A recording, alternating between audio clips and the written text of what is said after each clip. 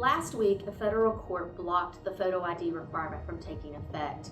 The order will remain in effect until further notice of the courts. This means when you go to vote, either during one-stop early voting or on election day, you will only need to state your name and address for the precinct official at the check-in station.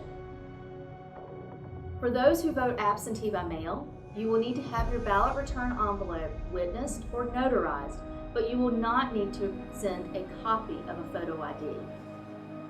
If you have any questions, please call our photo ID hotline. Also, keep an eye on the state board's website and our social media accounts for updates.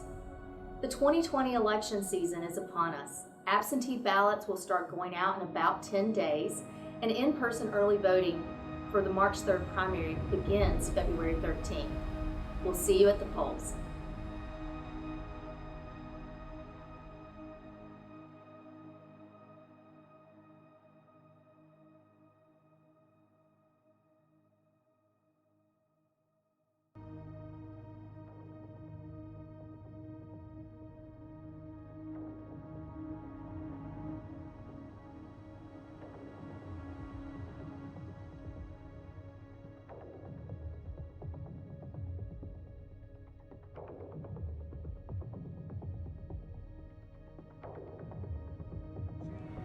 Means that voters will not be subject to a new discriminatory photo ID requirement to vote in the March 2020 primaries.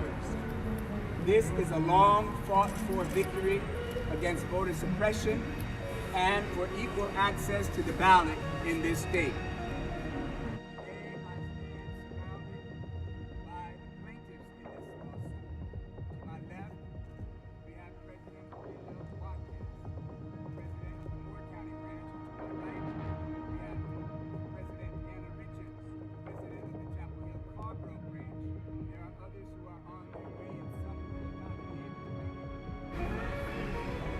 And we come to speak in honor of a proud legacy of those who have stood up against attempts to illegally steal and suppress the right to vote of African Americans and all people of color.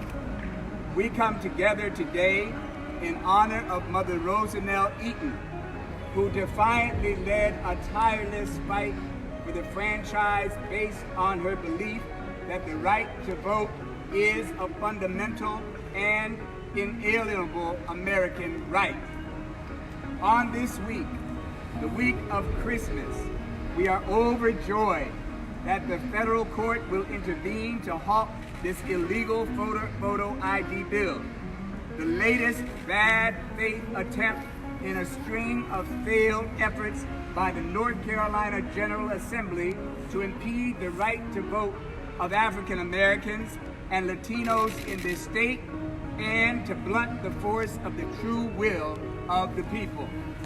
Together, we celebrate this unjustified barrier to the vote and say that it will not govern our upcoming election.